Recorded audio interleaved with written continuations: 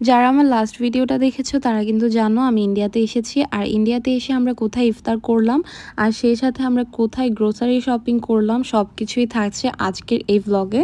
আশা করি তোমাদের কাছে আজকের ব্লগটা অনেক অনেক ভালো লাগবে।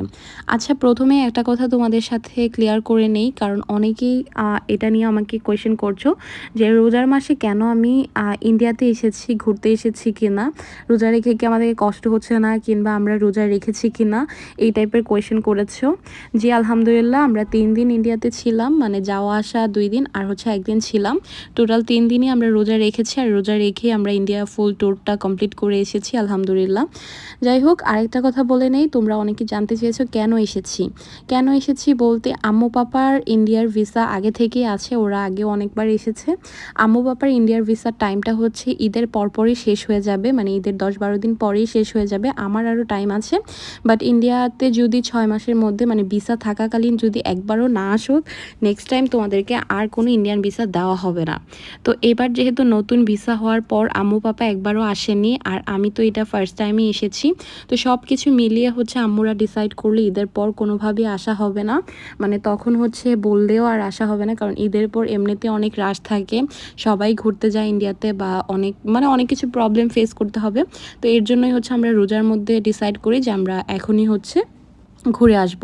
তো এটাই হচ্ছে আমাদের মূল কারণ, যে আমাদের ভিসাটা ঠিক রাখার জন্যই আমরা ইন্ডিয়াতে এসেছি।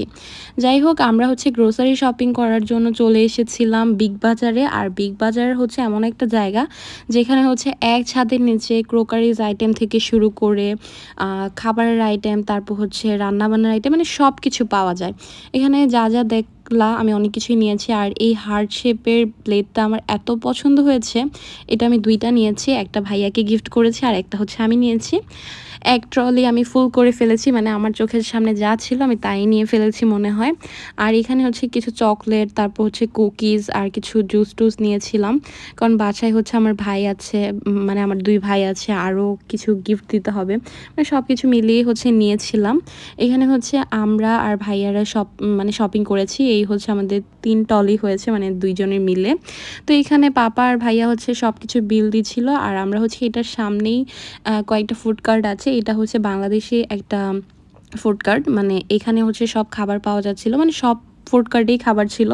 বাট এই খাবারগুলো আমি অর্ডার করি নাই, এই খাবারগুলো খুবই বাজে ছিল, মানে আমার একটুও ভালো লাগে নাই। ওই দিন আমরা অনেক কিছু ট্রাই করেছি, মানে স্ট্রিট ফুড অনেক কিছু খেয়েছি, বাট একটা খেয়েও মানে কোনো কিছু খেয়েই মন ভরে নাই। শুধুমাত্র এই মোমোটা এত মজা ছিল, আমরা মনে হয় 3-4 প্লেট সবাই বসে খেয়ে ফেলেছি। মানে মোমোটাই একমাত্র মজা ছিল, আর কোনো খাবারই মজা ছিল না, পেস্ট্রিটাও মজা ছিল না, আইসক্রিম তো ভুলেও না। আর এই লিচিটা, মানে এই লিচি প্রাণ জুসটা অনেক মজা ছিল। আর বাকি আলুর চপ বলো, মানে যাই বলো, ওইগুলো আমাদের কাছে ভালো লাগে না, মানে এমনিতে মজা ছিল, বাট আমাদের টেস্ট বারের সাথে ওদের মানে এটা ম্যাচ হচ্ছিল না। এই আইসক্রিমটা ভেবেছি মনে হবে মজা, মানে এটা মজা ভেবে নিয়েছি, বাট এটাও একটু মজা ছিল না, এটার মধ্যে একটা তেলের একটা ফ্লেভার মনে হচ্ছিল।